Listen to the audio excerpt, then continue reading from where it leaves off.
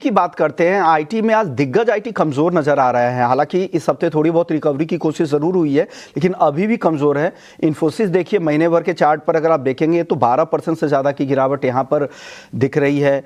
विप्रो देखिए, विप्रो भी 14-15% कमजोर हुआ है महीने भर में। और आज तो रुपया भी मजबूत है। ऑटोमेशन की तरफ जैसे जैसे शिफ्ट हो रहे हैं पे चिंता तो है कई सारी आईटी कंपनियां, और यूएस की जिस तरह की ट्रेड पॉलिसी है उसका असर तो यहाँ पर आईटी पर भी काफी कुछ होने वाला है। नीरव जी, क्या आईटी दिग्गज आईटी शेयरों में से कुछ पसंद आ रहा है क्या आपको यहाँ पे? ओवरऑल आईटी की बात करें तो हमने कल देखा कि एक्सेंचर के जो ग्रोथ के नंबर्स आए हैं वो काफ़ी अच्छे रहे हैं। 8.5% से कांस्टेंट करेंसी से वाई का ग्रोथ देखा है, जबकि मैनेजमेंट ने 5 to 9% का एक रेंज दिया था। तो obviously upper band of the range में ये नंबर्स आए हैं, आंकड़े आए हैं। प्लस जो गाइडेंस की बात की है मैनेजमेंट ने, वो भी रिवाइज करके 4.4 to 7% से लेकर के 5 to 7% की बात की है।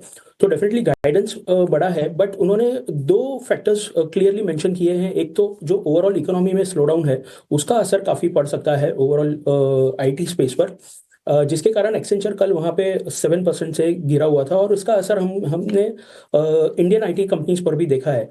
तो नेट नेट अगर वहाँ पे इकोनॉमी स्लो डाउन होते हैं, जो डील विंस जिसे हम कहते हैं, अगर उसमें थोड़ी सी गिरावट आती है, तो डेफिनेटली यहाँ के जो आईटी कंपनीज हैं वहाँ पे थोड़ा बहुत असर डेफिनेटली देखने मिलेगा। रेवेन्यू मार्जिन्स पे असर होगा, मार्जिन्स पे असर होगा।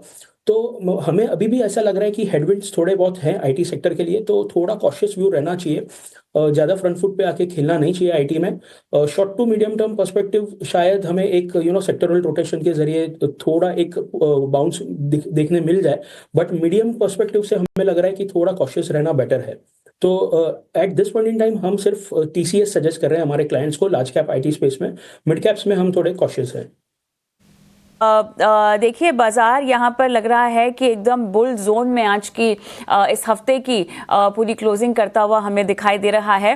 अगले हफ्ते के लिहाज से अगर मैं ट्रिगर समझना चाहूँ आपसे तो वो क्या रहेंगे? 2 अप्रैल काफ़ी नज़दीक है और उसी को लेकर एक नर्वसनेस भी रहेगी, लेकिन ये मोमेंटम जारी रखने के लिए हम कितने तैयार हैं? ये जो हम लोग ने रिसेंट 5 से 6 दिनों में एक अच्छा जो अप ट्रेंड देखा है वो शायद 23,800 24,000 तक भी बरकरार रह सकता है। बट इट ऑल डिपेंड्स कि नेक्स्ट वीक में जो इन्फ्लोज होंगे specially from the FI side वो कैसे रहेंगे। अब तक हमने देखा है कि एक अच्छा खासा शॉर्ट कवरिंग भी देखने मिल रहा है। प्लस थोड़े बहुत domestic macros and to an extent global macros भी थोड़े सुधरे हैं। जैसे कि आईआईपी डेटा हम अगर देखते हैं, या फिर इन्फ्लेशन नंबर्स देखते हैं इंडिया के, तो वो काफ़ी अच्छे आए थे। उसकी वजह से हमने देखा कि एफआई का जो सेलिंग था वो भी थोड़ा थोड़ा करके रिड्यूस होता गया, एंड इवेंचुअली लास्ट 1-2 दिन में हमने देखा है कि पॉजिटिव नंबर्स आने शुरू हुए हैं। अब ये ट्रेंड अगर थोड़ा बरकरार रहता है, अगर ये इन्फ्लोज बरकरार रहते हैं नेक्स्ट वीक में, तो हमें 23,800 23,700 और मे बी 24,000 लेवल्स भी देखने मिल सकते हैं। बट एक यही कॉशियस स्टांस भी लेना चाहिए कि ऑलरेडी जो 10-15 दिन में हम लोग ने एक 1200-1300 पॉइंट की रैली देखी है, तो रिस्क रिवॉर्ड थोड़ा अनफेवरेबल हो सकता है, because mid and small cap ने भी पार्टिसिपेट किया है इस रैली में। तो हम हमारे क्लाइंट्स को थोड़ा थोड़ा प्रॉफिट बुकिंग करने का भी मशवरा दे रहे हैं इस समय, एंड थोड़े stock specific and sector specific रहना बेटर होगा।